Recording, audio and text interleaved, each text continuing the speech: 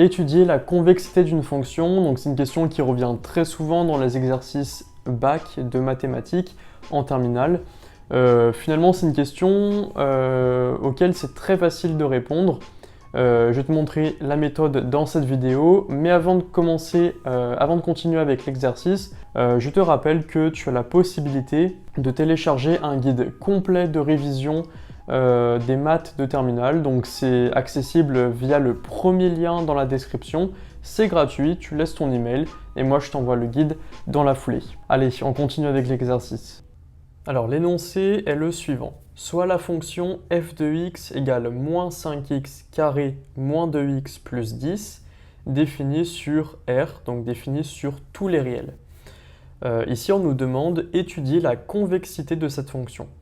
Donc étudier la convexité de cette fonction, ça revient aussi à dire, bon, est-ce que la fonction est convexe, concave Voilà, donc en fait, finalement, la résolution de problème est la même que lorsqu'on veut savoir en fait si une fonction est concave ou convexe.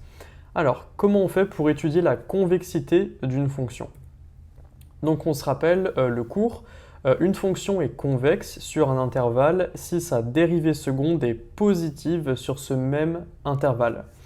Donc ici, notre intervalle, qu'est-ce que c'est? C'est tout R, finalement, tous les réels.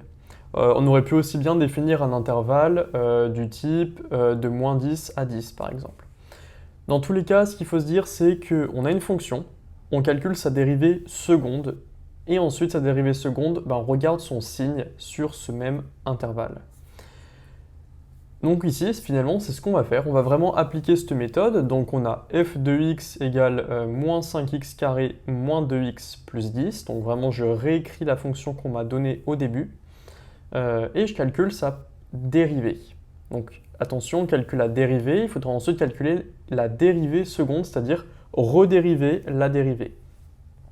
Donc ici, j'ai moins 5x carré moins 2x plus 10. Je dérive une fois. Du coup, le 2...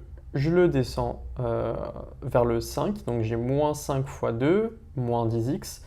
Et du coup, ici, la puissance en haut va passer à 1. Du coup, donc, je ne le réécris pas ici. Ensuite, je vais avoir moins 2x. La dérivée de ça, c'est moins 2 ici. Et le plus 10 va disparaître. Donc ici, j'ai f' de x égale moins 10x moins 2. Donc ce que je vais faire, c'est que je vais dériver une autre fois pour avoir la dérivée seconde. La dérivée seconde de moins 10x moins 2, c'est moins 10 finalement. Ici, je garde que moins 10 et le moins 2 disparaît. Donc, autrement dit, la dérivée seconde de f de x égale tout ça, c'est f' de x égale moins 10. Moins 10, justement, est-ce que c'est positif ou négatif? C'est tout le temps négatif en fait, c'est moins 10 tout simplement sur tous les réels. Donc peu importe le réel que je choisis, en fait la dérivée seconde sera moins 10. Donc en fait c'est négatif tout le temps. Donc la dérivée seconde est négative. Moi le cours ce qui me dit c'est qu'une fonction est convexe si sa dérivée seconde est positive. Là du coup la dérivée seconde est négative. Donc on peut en conclure que f de x n'est pas convexe sur tout R. Donc voilà comment on a répondu à ce genre de questions lorsqu'on nous demande d'étudier la convexité d'une fonction. À présent, j'espère que tu sais comment étudier la convexité d'une fonction. Tu l'as vu, il y a une méthode toute simple à suivre. Une fois que tu suis cette méthode, il n'y a pas de raison que tu perdes des points sur cette question. Au contraire, tu vas même en gagner.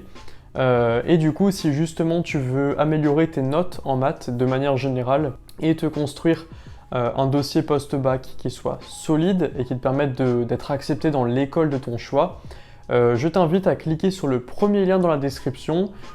Tu vas pouvoir mettre ton email et recevoir finalement des petites annonces, des petits conseils de temps en temps et en plus recevoir un guide complet de révision de maths de terminale. Tout ça, c'est dans le premier lien de la description. Alors moi, je te dis à tout de suite dans tes emails ou alors dans une prochaine vidéo.